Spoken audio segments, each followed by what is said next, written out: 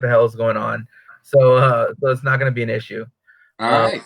but I really appreciate you joining me. So it'll be good. It'll be good. So I'm not sure if we're live yet. I think we're probably it's a possibility, but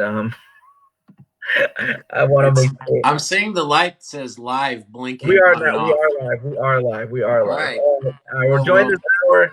We're joined this hour by the great John Cantu, who's been gracious enough to take some time out of his actually this is his lunch hour. He's supposed to be eating lunch right now, but instead he's here talking to you, and you better show some appreciation. Um, click those like thanks, Matt. yeah. Not you. I'm saying the audience. They're the lucky ones to be Yeah, yeah. by John Cantu. So, John, tell us. You work in the film industry. Can you tell us some of the more notable projects that we might have seen and not know your hand was there? Sure. Well, so I work at Universal Studios right now. And my day gig is basically I'm a trailer editor. So I'm the guy that, takes a look at the movie in whatever state it's in, and I'm the one that's actually at the Avid, the editing software, putting together what's to be the theatrical trailer, and then TV spots, digital. So I mean, I guess technically I'm in marketing, but I'm in marketing for movies. And the way it works, I think a lot of people are under the false assumption that filmmakers cut all their own trailers. And there's definitely folks that do, but they're very rare exceptions. Most of the time, the way it works is there's a creative department, while the filmmakers are off making the movie. Um, every studio has marketing teams who are like figuring out how do we get people to actually come see this thing. And so they work with third party vendors who are all basically competing to cut what is the final trailer. I work at an in house department at Universal Studios, which is one of the few. Disney has one, and then I think Warner Brothers has one.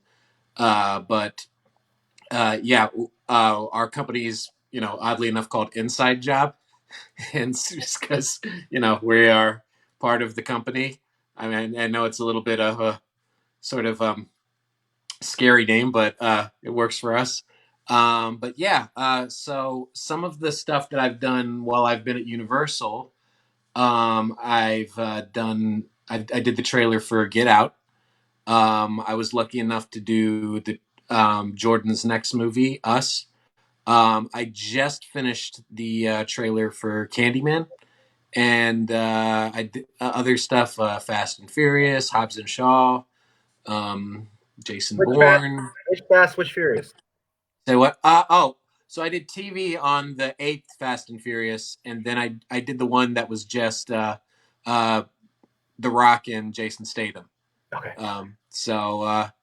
Yeah, it's it's fun. I mean, every day is one day you could be cutting some crazy action movie like Fast and Furious. The next day you're doing horror. The next day you're doing comedy or animation. I mean, it's funny because some of the early stuff that I did, I started out doing like comedies and animated movies, and then I've kind of become more known for doing action and horror now. So Yeah. it's it's it's been a very very weird journey, but no, it's fun. So the trailer to us is it's kind of interesting. I'm not even thinking about the movie right now. I'm thinking about the trailer. The Sure. trailer to us is kind of a classic. I mean, like Yeah, I mean that one has pretty much been the one that kind of uh, put put me on, I guess, the broader map. I guess we were really lucky on that movie to sort of already have like a theme, and then our task was kind of how do we make this theme of I got five on it really resonate. And it wasn't necessarily something that I how do I put this? It wasn't an obvious choice, I think, and I think that's what's wild is you have all these internal discussions of what's going to work and what's not, and yeah, I mean when that hit the internet, I mean it was wild. I remember like the music producer Flying Lotus, one of the most respected hip hop producers who does Yeah. like a lot of proto jazz kind of type stuff. I mean, he was even retweeting it, being like, mind blown. And to get to be a part of that, it's really wild because you know usually when you get something or when you get a movie, Mhm. you look at it and you're like, okay, it's like this, or it's like it's like Home Alone, or it's like I don't know, Star Wars or Twilight. I mean, you look at movies like Get Out and Us, and you know the movies that you're referencing, oh, it's like that movie, are not necessarily things that you have thought of as multiplex entertainment, Yeah. and they've got ideas in them, you know, like it's not every day you get a blockbuster that's about white liberal racism, you Right, know. right. I mean, it's not every day you get a what becomes a blockbuster about class disparity. Mhm. I mean, and I feel very fortunate to kind of work at a place that's not just about IP and franchises, but really about ideas. And I think that's how a lot of the movies we've had to because we don't have something like Avengers. We have to get you to come to the theater based on the Mhm. concept. Right, right, right. Look, I I'm very interested in a lot of these, like, a lot of what you said there, but I want to stick with um us for a minute here. Well, sure, not really us, more the song "I Got Five" on it, right? So not to sure. age you terribly, but how old, around what age range were you in when that? Because I remember when that song came out. What age range were you in when that like, Me, I mean, I'm gonna kind of out myself. My folks weren't letting me listening to the Loonies back in 1995. Um, I mean, I was about like I guess 11 or 12 when that would have come out. yeah, me too. So, um, so what's wild is the first time that I remember that sample of uh, "Why You Hurt Me So Bad," that dun dun dun dun dun, like that sample. The first time I heard that was actually this song that Puffy did with R. Kelly. My God, like he did this song called "Satisfy You," and he Okay. used the same sample. And it wasn't until like I got to college that I heard "I Got Five" on it for the first time. I will not reveal the context, but it was the first time I heard was in college, Right. and so I was like, "Damn, this song's so much better." It is. But but I got five on it. I remember hearing it as a kid. I thought it was about something important. I thought it was about like some kind of. I mean, not to say that the content of the song is not an issue of interpersonal justice, right? But sure, I thought it was a broader struggle, than just dividing up, who's putting down, who's got five on a sack. Like I thought that was yeah, man, it's about equity amongst a group. it's about something. It is. It's a very progressive message. It is, but except the guy in the verses. I mean, the chorus is very much a progressive, vision of a new world. But the guy in the middle, he's kind of a libertarian. I mean, he's talking about like, he's like, like you take your puff and you pass that bomb back. He's really like he's I mean, I guess I never thought of the libertarian tendencies of Yuck Mouth and Numbskull. This is new territory for me. yeah, yeah. But no, but it was a brilliant use of the song. It was an incredible thing. I mean, I think that not only, I mean, it's interesting. I mean, it's a great piece of art, but it also kind of, it's this generational thing that, like, so many of us around a certain age heard that, and suddenly we were nostalgic about a movie that's not nostalgia. I don't know. It's just something about it. Yeah, Yeah. yeah. I mean that's always something I try to do as a marketer. I mean, I mean, I got five on it was always in us, like Mhm. it, like in that van scene was definitely always there. And you know what I do, you know, kind of in a, you know, advertising headspace is I think about the thing that first grabs me. Mhm. And you know, this scene where the family is like, you know, singing this song, and the idea of you know, listening to a song that's not entirely appropriate for you. Yeah, yeah. I mean, for me, that was listening to, you know, Derek and the Dominoes, Cocaine with my dad. and and I thought as a kid, Eric Clapton was just saying she's all right, okay. Okay. I had no idea. I had no idea he was talking about coke.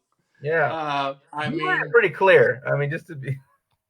yeah, well, I don't know if, yo, man, I grew up in the Midwest. You know, we put our blinders onto a lot. But you know, I thought of it as relatable. Oh, And cocaine then or say what? cocaine, or I. Oh no, Oh, yeah. being in this, no, not doing cocaine at 12. No, I'm talking about listening to a song that your parents listened to, that maybe shows that they weren't always the people that they are now, that are like being overprotective, and you know, wondering when you're going to get a job and not start doing, you know, this crazy, you know, music and film crap, you know. Yeah, right, right, right. You know, but I mean it's kind of, you know, central to Jordan's, and you know, that's where his idea was so genius, is it's this idea of nostalgia and kind of critiquing it. And even within I Got Five on It, there's that, you know, the song is sinister, like the movement of the notes is sinister. And what we did, you know, with the trailer, and then eventually um some of that, because the trailer did so well originally. Originally, that fight scene in the back between Lupita and herself Mhm. was going to be the Nutcracker, which is the pas de deux, you know, the dance for two, which is kind of the theme of the movie. But the I Got Five on It sort of horror flip was so successful that they were like, okay, we actually um, are going to do this in the movie, which I've never been associated with anything like that before. I mean, that just does not happen. And I think, you know, every time, you know, you make a movie, it the last time you rewrite it, they say, is in the editing room. And I think that the song just kind of got more relevant, you know, as the process sort of unfolded.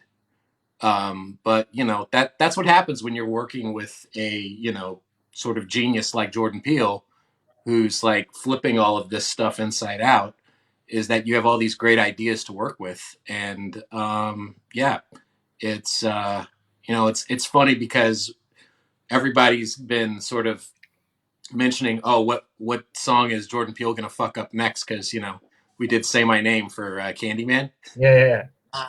And and yeah, I mean, like it was even being like shot under like the code name Say My Name. So it's like those ideas are there. It's just a matter of like, you know, anybody can have the idea. How do you execute it? And that's always the trick in, you know, theatrical For clarification, is uh-huh. you're saying that they changed the song in the film on the basis of the success of the trailer. On the response, I mean, Oh, everybody's like, when everybody heard, you know, that version of I Got Five on It, they were like, "Oh, we got something here." And you know, it it did significantly more than opening weekend than, you know, anybody was expecting. And I think it also, you know, I think it was a really smart thing, um, because I mean, I think Us was a lot more challenging of a movie for audiences. mhm. And what really sort of helped tie it back together was, you know, that sort of through line, even from people seeing the trailer. Right. Um, but yeah, I mean, it's wild. I feel really fortunate to have kind of been in that sphere. But yeah, they've kind of chatted about it. I mean, themselves. Jordan's talked about how the line of "I got five on it," like the melody, is kind of similar to like Nightmare on Elm Street or a John Carpenter theme. I mean, and yeah, it's really cool, sort of to work with that DNA. So, what are the different dynamics though when you're working on, say, a romantic comedy versus an action film versus a horror film? What are like some of the what are some of like the motifs and structures you think? Okay, it's a horror film, so therefore I need to do this, this, and this. Like what beginning, the middle, the end. What should happen in the beginning, the middle, and end of like a horror film trailer? Versus, we'll go Sure. with a horror film. In the beginning, the middle, Hmm. and end. How should a horror film trailer begin? What should I find in the middle, and then how should it end? Well, I mean, every trailer is kind of, I mean, there's this structure of like everything was great until one day. Now, blah blah blah. Like, I mean, it's like every bad kids movie, but when Yeah, you think about it, yeah, every single trailer, even the even like a really creepy horror movie, us is this family was having a great vacation until one day they met their doppelgangers. Now they'll have to struggle with everything they've got to live. yeah, yeah, yeah, yeah. Like you could do the cheesy, parody version of any trailer. Like there's this thing when I first came into the industry. They were doing all these parody trailers. Like they made Jaws like a romantic comedy. They made they did a mashup where they did a love story between Marty McFly and Doc Brown called Brokeback. Brokeback to the Future. And the thing is that that's in every movie. Like it's hard to execute, but it's not hard to like figure out sort of the story arc. Yeah, yeah. Um, So a the trick romantic is comedy. say what? What's about? Oh, I'm sorry. The trick is what? Well, the trick is every movie, especially a movie as complex as Us, or even like a lot of action movies. Like when you go to the theater, like there's like six things going on. There's six stories. Um, when I worked on the last Bourne movie, and there's like three or four things going on between like national intelligence and Jason Bourne, like figuring out this thing or the other thing.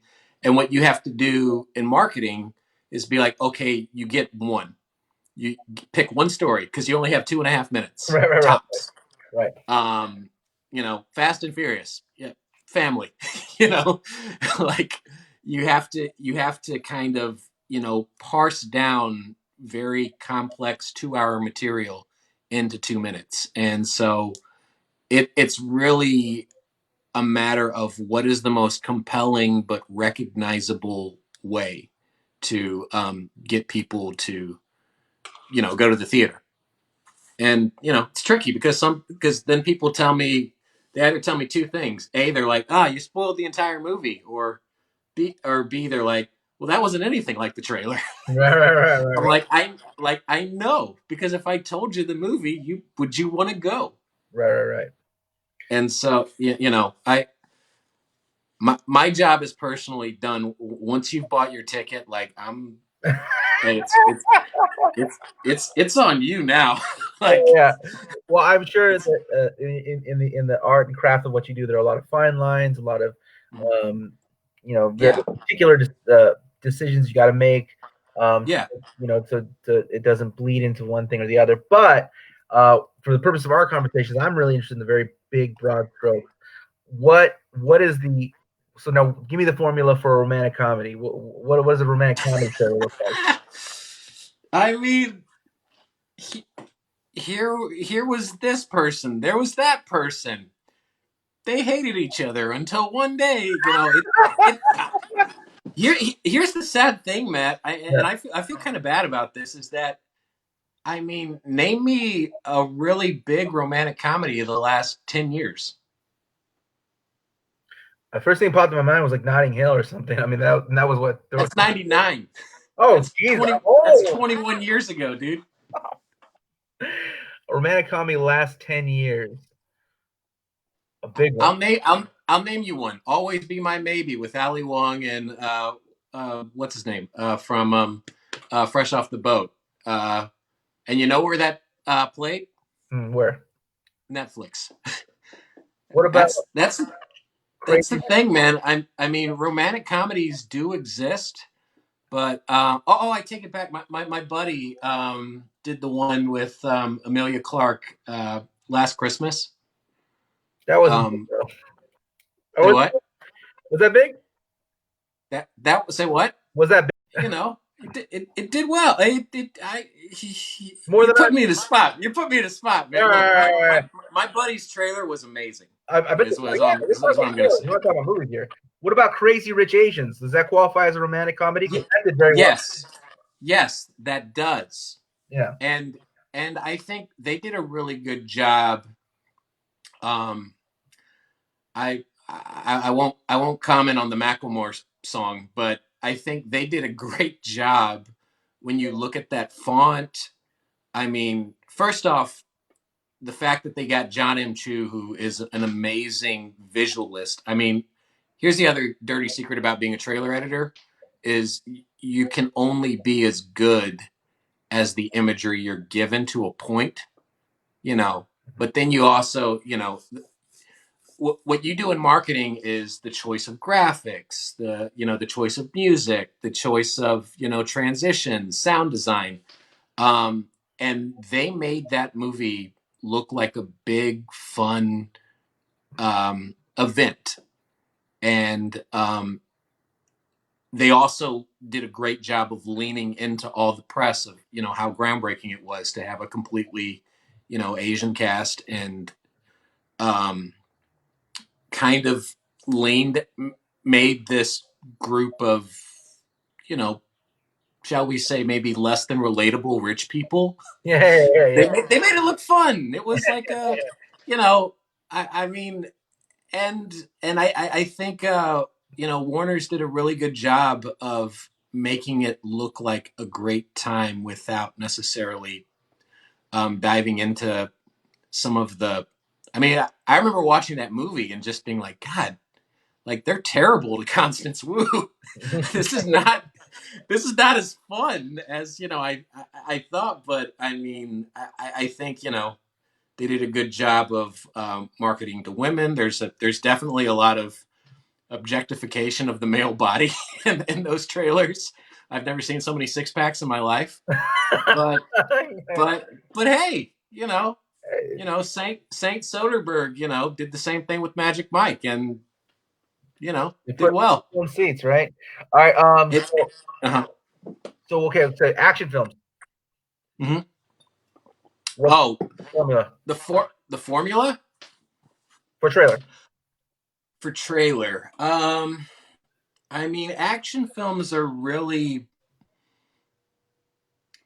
the arc of them is tricky because I mean, for a while it was make the movie as big as possible. It's like if we don't do A, B, and C, the world will end or blah blah blah. And I think people got a little tired of that. I think what you're seeing a lot more now is setting up minimal story. Just give me the very very basic information, and then show me what you got. I mean, I think that's why the John Wick stuff has been so successful, is because you see Keanu do the entire move. It's not like Taken, where you have to cut 8 times to make Liam Neeson jump over a fence. You know,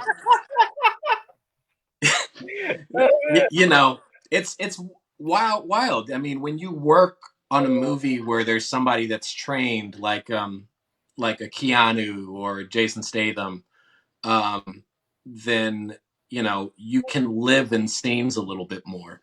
And I think that's kind of what your best sell is. Like show me something new, because you can only watch an explosion so many times. It's what do you have that I haven't seen before, or how do you pair it up with something? I mean, action and horror are less about the arc of your story than the style with which you tell it. Because most action movies, let's be honest, you know, you killed someone that was important to me. Now I'm going to kill you.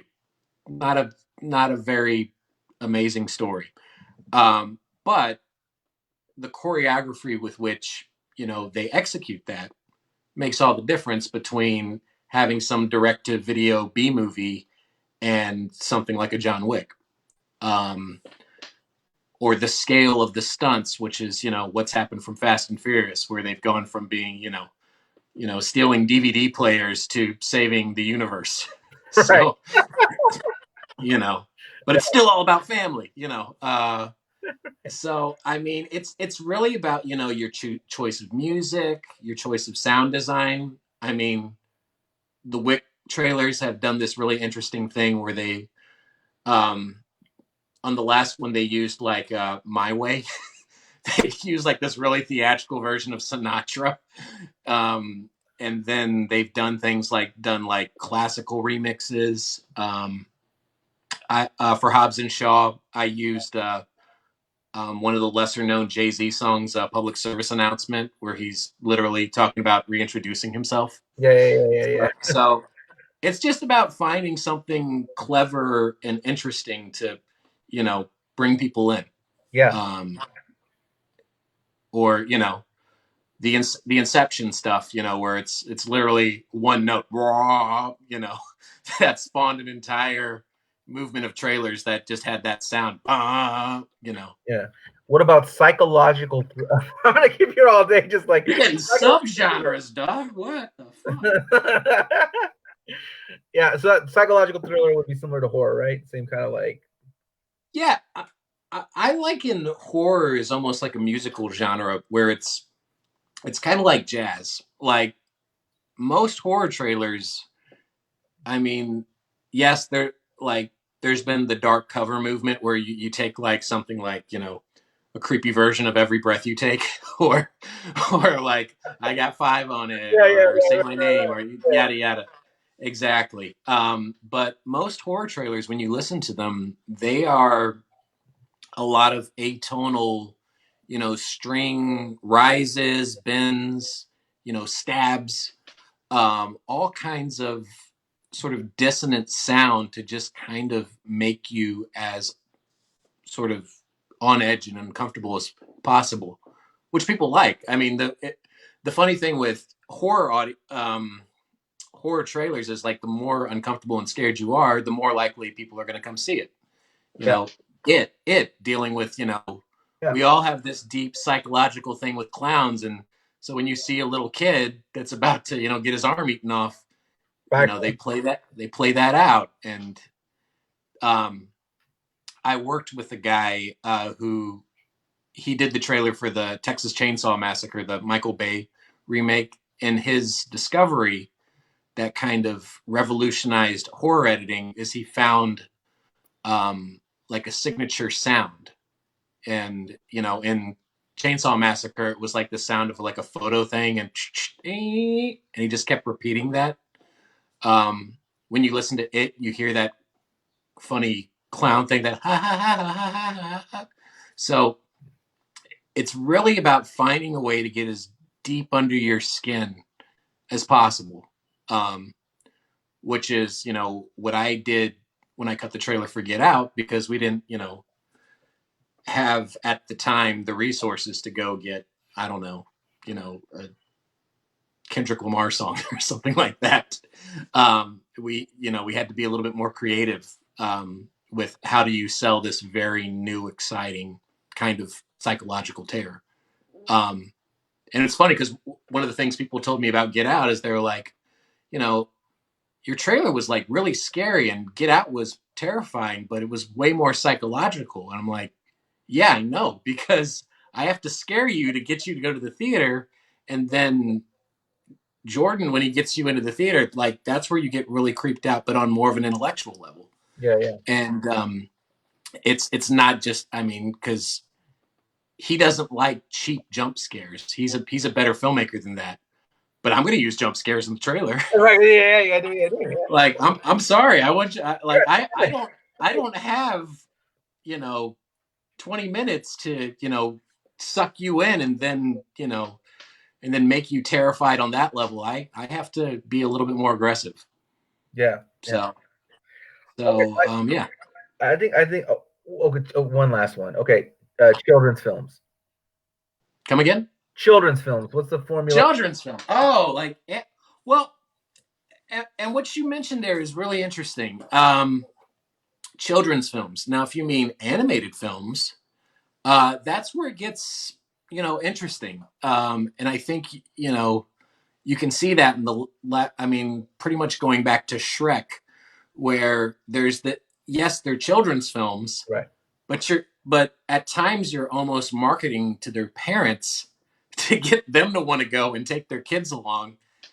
Um, it's funny. I did a little bit of work on the latest Trolls movie, Okay. which is funnily enough, a major IP movie that's about cultural appropriation on the deepest level of it. It's literally about how pop music is like, stealing everybody else's music. Yeah. It's kind of it's wild, but I mean, Did they bring even Timberlake? there, say what So did they bring Timberlake back for the soundtrack? they yeah, touche. But Timberlake brought he brought Anderson Paak and a few, like he definitely brought a broader range of musicians in there. It but what I was gonna say though is, like, with children's movies, is you don't always think of them as children's movies. I Yeah. think you try to make them. I mean, on How to Train Your Dragon, for example. I mean, the the comparative movies that they bring up are things like Marvel movies or Star Wars movies, where it's about finding kind of like a central mythology, or some sort of hero's journey, to where you make it feel like a bigger movie than just like a Saturday morning cartoon. Um, that being said, you still have to think about stuff like, oh well, they kids really like this particular dragon. Get as much of this character. They find this character funny. Put them in everything. So there are definitely concerns to making sure that young people want to go to these movies. But I mean, I think one thing we bump into a lot is that we test our movies a lot, and some things that come up is we don't want people to think that any movie we do is just for children under 10. Yeah. Um, until, somebody decides we're not getting anybody going to this movie. Let's just get kids under 10. No, I mean, that's what's interesting about, I mean, you're basically working on this giant, you know, project with the, budget of, the GDP of a small country. And so your target of what you're going for is always moving. And there's so many moving pieces Yeah. in that. I actually really funny. I don't know if I ever saw it in the theaters, but I saw there's a trailer for the movie Cars 3, and it Yeah, was and they used the Eagles song "Take It to the Limit," right? yeah, And I remember watching that, and I would watch that over and over and over again. And I saw the movie. It was, as a kid. I mean, it was okay. It sure. was okay. But that trailer was such high art to me. That was such like, and it spoke to me so much because the trailer for this Cars 3 with the Eagles song, he tells them like you had a good run. I'm gonna, like it'll be a pleasure beating you, right? And he's like, I decide when I'm done, right? And anytime I feel myself like faltering at all, and I see other Yeah, people, these other poets getting shows, and oh, I'm over here, I'm traveling to the state. I always see myself as the car that's being you're stolen. Lightning McQueen. I'm Lightning McQueen, yeah. And I'm like, I decided I'm done. You know, You're Chicano Owen Wilson. I see it, man. I am. And then whoever it was, they sputter off because for 1 minute they had an agent or some shit, and then they're gone, and I'm still here, like 10 years later. So like but anyways, but I see I always feel that in that moment when I'm like losing out, I'm like, and I You feel better. see, and aren't you glad that Disney was able to tap into that deep well inside you? Deep petty well of things that I don't normally let out, and these Yeah. I fight and tell myself don't be that way. But then I see that, and I see Lightning McQueen. He says, "I decide when I'm done." I'm like, oh, I am me, and he is I. He is I, and it's very Amazing, amazing. Yeah, Pixar's another interesting one. I yeah, mean, talk about, you know, a company that makes kids movies yeah. that now are so it's so expected that they're going to have something to say to adults that in Toy Story 4 they used, Beach Boys God only knows. Like, Yeah. I mean, that is not exactly, what the kids are listening to today. But, Pixar's like, hey, we got a brand, we can, do whatever we want. And, as long as they keep making decent movies, they're not wrong. Well, Um, yeah. but yeah, kids movie is interesting. It that's kind of like an unspoken phrase. I feel like now, I mean, unless the movie is just blatantly juvenile Mhm. in a way that at least I haven't come across with at Universal that Animated. I can. Yeah, That's what I meant. Animated is what I meant. But yeah, sure, I think that's interesting though. You're marketing to both the children because it's something visually exciting, and it's something that they feel good watching, but it also has jokes in it that are very, I don't know, that you had to have been born in 1989 to understand or something. sure. Yeah, so Sure. I mean, it's funny to me, like a lot of the critiques of marketing. It's like, oh, you're poisoning kids' minds. You're just trying to get them to buy stuff. And I'm like, I don't know. As a marketer, as somebody who works and does this for a living, I mean, honestly, it's their parents are the people that I can reach. yeah. I don't know what that. I mean, when you ask kids what they like, you're just like, Paw Patrol. I'm like, what the hell is that? I don't understand that. And it just takes a completely different mind to kind of, I guess, poison the minds of the youth. It's I selfishly wish it were that simple, but it's not.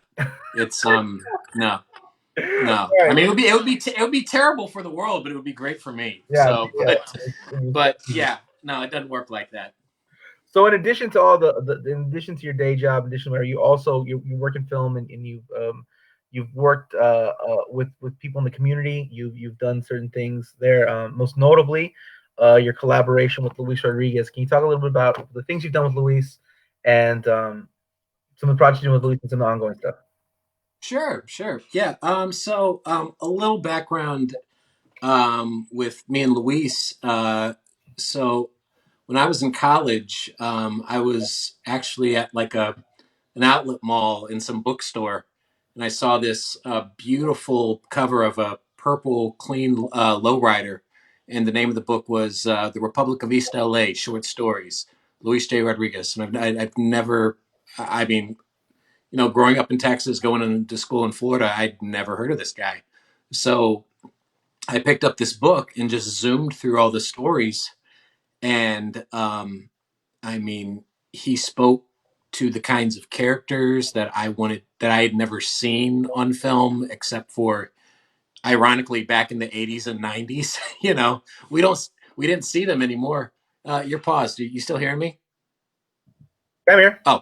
Oh, no, no, no, no! You were just you were just very stationary. I Oh, thought you were paused for a second. I'm fascinated. Um, but yeah, but anyhow, so from there, I I read those short stories and found these really interesting, nuanced stories about us. Um, where we weren't the side characters, we weren't the sidekicks, we were the protagonists of very emotionally complex stories, and every single one of them read like a movie. And then of course, you know, I'm the rare case of somebody who's come to Luis where Always Running wasn't the first thing of his I read. But I read Always Running. I read some of his other. I think I read some of his like children's books or something. Some of his community work, and then I came to LA in 2005, and roughly 2 years later, um, I had known where Tia Chuchas was, but I'd just been kind of like nervous. I was, definitely coming from Texas. I had a lot of, that prototypical Chicano imposter syndrome. And I'm like, who am I to even like talk to this, literary great? Yeah. So 2 years goes by and I, finally meet him. And, I had actually been adapting some of his short stories into screenplays. And I was like, hey, if you'd like to like, look at these, I thought they were just a really nice writing exercise, but if you like them, maybe we can work on them. And I never thought I'd hear from him again. And months later, he was like, "Hey, so I read your scripts, and I think it's good. I just have a few changes." And so he did stuff like correcting some of my use of Spanish and some of notes of just authenticity and so forth. But a lot of them were just like spelling changes. Like, no, man, I think it's really good. I'm like, really? He's like, yeah, I think we should talk about making this. And that was so many years ago, and I basically became sort of like an unofficial videographer for Tia Chuchas for years. I was filming their concerts at the Ford, little community events that they would do, markets that they would have, and in 2011, he and some of the board members approached me. Um, they had a Create and Cultivate grant from the city of LA that Professor Denise Sandoval was also working on, and they're like, "Yeah, we want to do a film about arts in the community, specifically in the Northeast San Fernando Valley, and how arts and the art spaces transform neglected communities." So we did a project called Rushing Waters, Rising Dreams, which was a book, and then I directed a film where I interviewed everybody. I interviewed Cheech, I interviewed Gustavo Ariano, I interviewed Louis, and I interviewed all of these artists and leaders of nonprofit spaces to kind of discuss what they do and the impact that they've made with very limited resources. Yeah. Um, uh, and then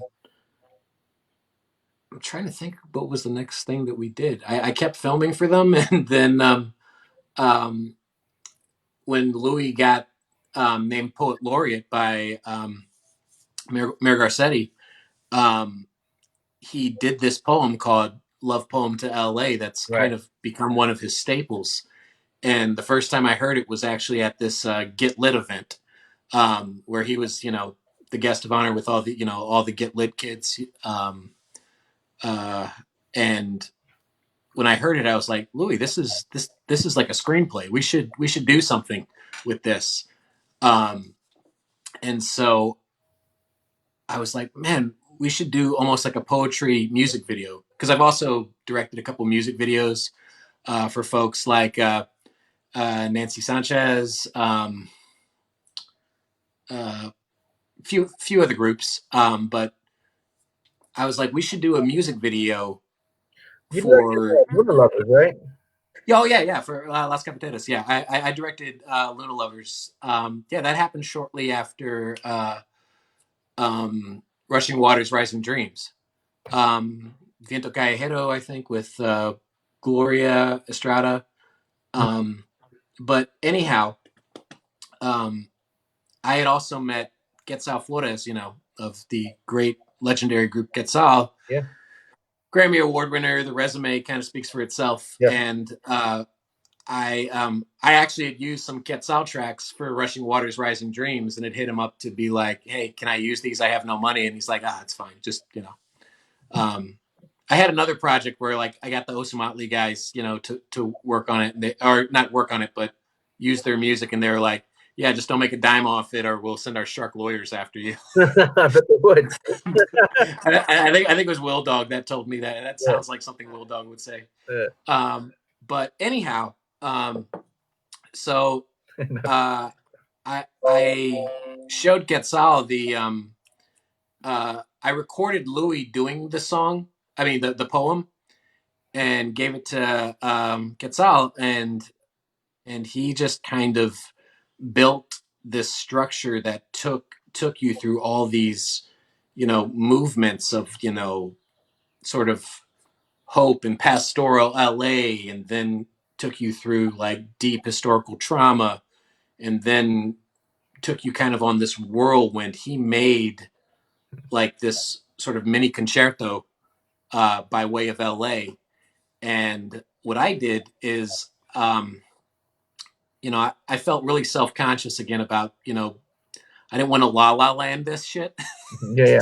for lack of a better word, um, and put it through only my lens. So what I did is I commissioned a lot of LA shooters, a lot of some DPs, folks that had been in the community for a while. Arlene Mejerado. That name's pretty familiar, but She's the one that shot that. She shot a couple of those shots that Shepard Fairey ended up like redoing for like Resist or whatever.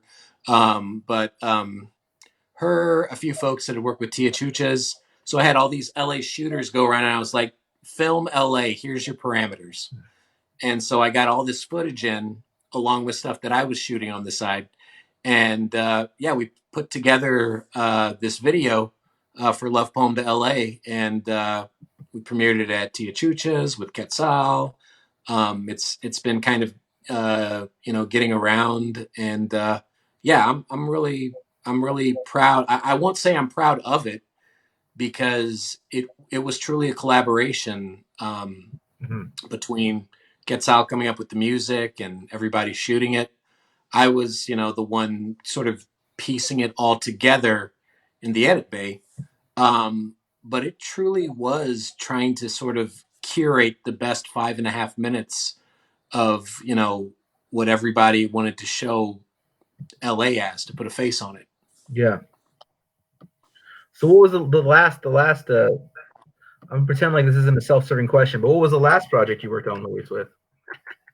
Uh, oh, so I did I was the shooter for a little video by that was sort of produced by known poet Matt Cedillo, with you, Iris Dianda, Viva Padilla, and Luis himself, all interviewed by Professor Jose Prado, um, to kind of speak to what y'all do as poets. And then y'all took that to Havana, at it was called Casa de las Americas. Gracias Americas, yeah.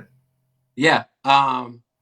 And I didn't actually. It's funny because you got me to do the one thing that I'm not usually asked to do, which was shoot. Usually I'm asked to edit, Yeah. and so yeah.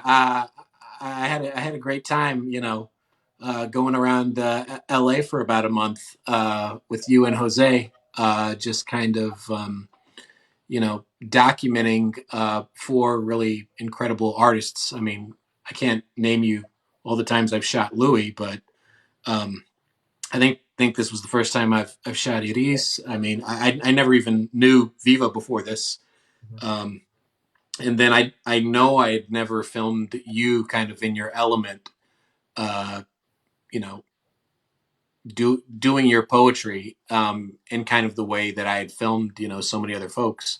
It was really exhilarating, because it was kind of getting back to my roots of just show up at a place, you got what you got, go. Yeah. And yeah, how did that go over? Oh, they loved it. We were far and away the most well received presentation at the conference. And just so for the audiences know, Casa de las Americas is a cultural institution in Havana, Cuba, which is probably the most prestigious cultural institution in not just Cuba but all of Latin America. This is a place where Roque Dalton had an office. This is a place where Edward Galeano spoke. This is a place where Pablo Neruda had read.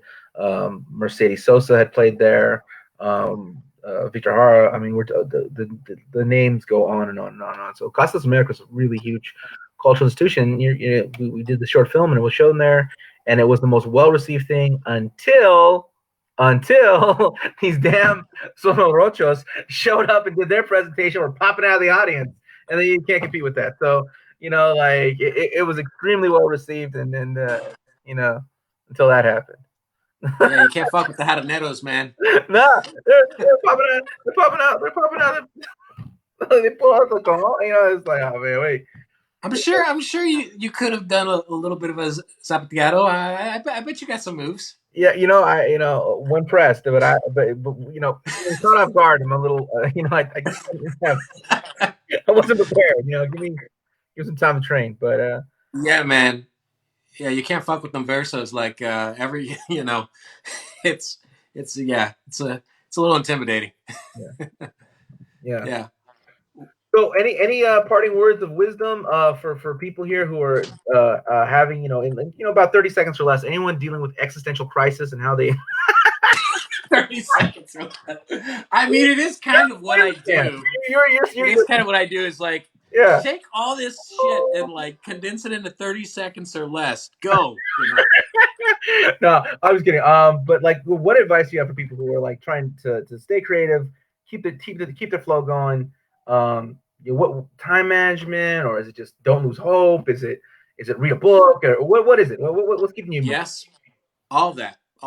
I mean, I think you know, I've read like a lot of people who have kind of been like, don't be careful about not feeling like you're productive right now, because that's sort of like I know it's funny for me to say this, working for a giant multinational corporation, but that's that capitalist mentality, is that you always got to be going, always got to be going. Yeah, And I can say this as a creative who's been blessed enough to be successful in a very corporate space.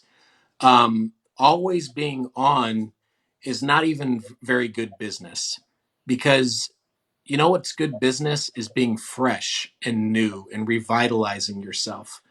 Um, One of the things that I'm doing, just on my like Instagram stories, um, so before I was an editor, I actually came up uh, as a I made beats. I did like hip hop tracks and um, you know and whatever music software I had at the time.